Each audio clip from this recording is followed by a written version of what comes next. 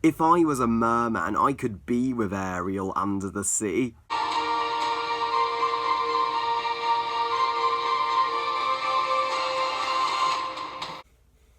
Look at this stuff, isn't it neat?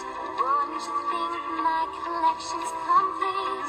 Wouldn't you think I'm a girl who has everything? Before we begin today's review, I wanted to give such a special shout out to Mickey Bicky. His channel only has 49 subscribers. How the heck does he not have more? So if you adore Cartoon Network, and he also has a brand new gaming channel coming out, so I can't wait for that. And if you're a Cartoon Network fan, then his channel is for you. The Little Mermaid, directed by Ron Clements and John Musker, and is the 28th Disney animated classic overall, as well as the very first movie in the Disney Renaissance from 1989 to 1990s, the one that started the Renaissance in the first place. So, The Little Mermaid tells the story of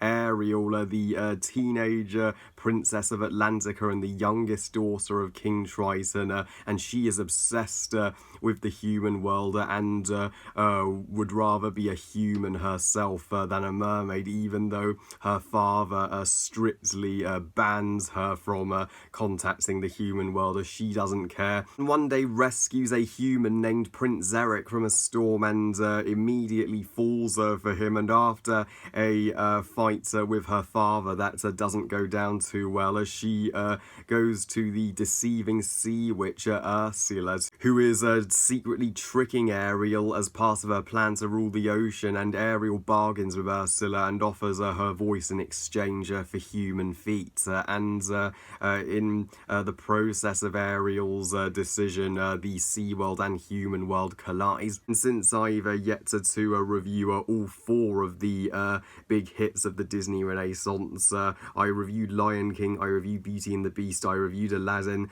How have I not reviewed Little Mermaid until now? But I absolutely love The Little Mermaid. It's one of the pure crowning achievements of Disney, and it sucks that I have recently lost the VHS tape for Little Mermaid, which I had back in my Disney childhood days, as I'd love to give this movie a rewatch, but I am going to get this out of the way. I have zero negatives with Little Mermaid, none at all. So let's just make this review all positive. I can see why this movie revived Disney and brought them out of the dark age after the company struggled back in the 70s and 80s to come up with a decent hit. And since this movie just features everything you could ever want from a perfect Disney classic. It has a perfect Disney princess. It has a perfect antagonist. It has a perfect animation, perfect musical numbers, perfect morals. Ariel is wonderful. I've never gotten the hate for Ariel. She is the biggest rival for Belle as best Disney princess. Well, Belle is still my favourite Disney princess overall, but Ariel would be second easily. Yep, I love a movie where Belle and Ariel collab, since they'd get along so well. And yeah, but what I admire about Ariel and what makes me root for her is that she's rebellious. She isn't afraid to be true to herself. She does rightfully see, well, how talented and how wondrous the human world is when Triton and the rest of Atlantica are blind. Jodie Benson is just super perfect as Ariel. Her voice is ever so comforting that I can't see any other actress voicing Ariel. Ariel is the very definition of hot. Damn, is she hot? Eric, aren't you a lucky fella to have her? If I was a merman character in this movie, there would be a romantic rivalry subplot, so where me and Eric rival for her affections, and of Ariel's two sidekicks, Flounder and Sebastian. I personally like Sebastian better than Flounder. Sebastian has a little more of a character journey than Flounder, whereas Flounder is on Ariel's side 100% throughout the movie. Sebastian takes more time to side with Ariel in her plan in becoming a human. And I always laugh at Scuttle the seagull, as he thinks he's this professor and knowledgeable expert on humans, and he educates Ariel about them. He calls a fork a dinglehopper and mistakes forks for hair combs, and he calls pipes snorfblacks. I don't know what humans have a fork to comb their hair or use a pipe to play music. What's humans did Scuttle spy on in his lifetime? And Ariel's sisters, they are the opposite of Ariel, as they are kind of more loyal to Triton, to their father, and obey him. And I love how they get further focused on in Little Mermaid 3, Ariel's beginnings. And Eric may be a shallow prince character, but he's still likeable. He's still a kind-hearted and bold epic hero. Had him and Ariel make a genuinely cute couple. They both are more alike than one would think, despite being from two different cultures. Triton makes for a deep and conflicted father character. He is unlikable for his extreme prejudice against humans, and his refusal to listen to his daughter, who is trying to open his eyes to them. And once she defies his orders, even though she's right to defy him, but he can't see that, he's like, bitch, you're gonna pay. And he just blows up all of her human collection. And but in the second half of the movie, I did forgive him, as he did feel extreme guilt for this action. Ursula, voiced by Pat Carroll, she's a awesome Disney villain, a classic Disney villain. Manipulative villains have always been my favourite, and Ursula is no exception. Ursula's simply the female version of Rumpelstiltskin from Shrek Forever After, how she makes deals and pretends to be on your side, even though she isn't. To fulfill her plan of ruling the sea, she has her two, sinister henchmen, these eels, Flotsam and Jetsam, which mess up the Kiss the Girl sequence, damn them. And she transforms you into weeds once her deals are done. Creepy, right? And she has one of the most graphic Disney villain deaths I've ever seen, when Eric pierces her body with a shipwreck. Ursula, you are totally in my top 10 favourite Disney villains, and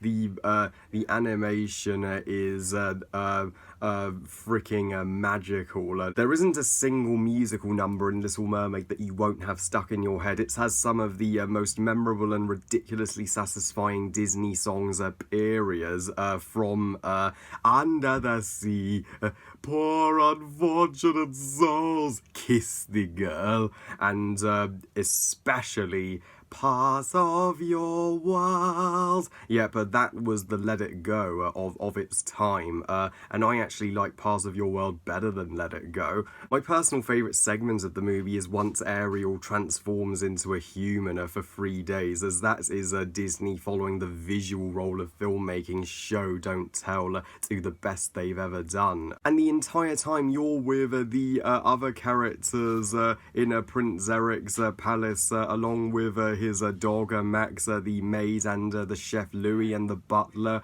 you're like, dude, wake up, she's the one who rescued you. It doesn't matter that she's incapable of speaking. This isn't Shakespeare. She doesn't need to win you over with a lover sonnet. You are bonding with her beautifully without her having to utter a word. And the iconic moment when Ariel reacts to having human legs for the first time when she moves her toes, and she is just overjoyed.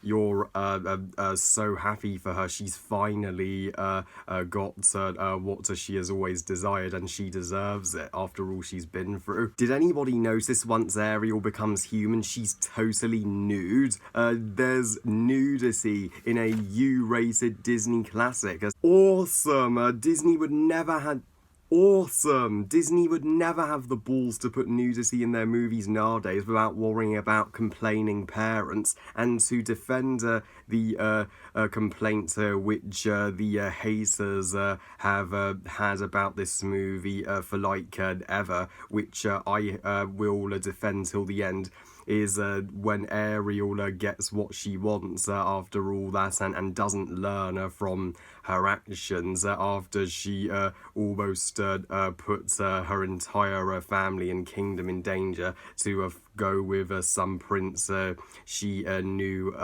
for like 5 minutes. Lindsay Ellis, the nostalgia chick, especially complained about this, and I'm like, what? Ariel was never in the wrong in the first place. Triton was. He was the one who had to learn and change and accept that his daughter would rather be human. And Ariel did a good thing. She did far more good than bad. She opened up the mer people to the human world, and she helps them see that the human world isn't that bad after all. So she deserved to have what she wants. So The Little Mermaid, this movie will be approved by Mickey Mouse at any day. It's a freaking awesome Disney movie, and one of their sacred and untouchable ones. It would be my third favourite over all of the Disney Renaissance under Lion King and Beauty and the Beast, and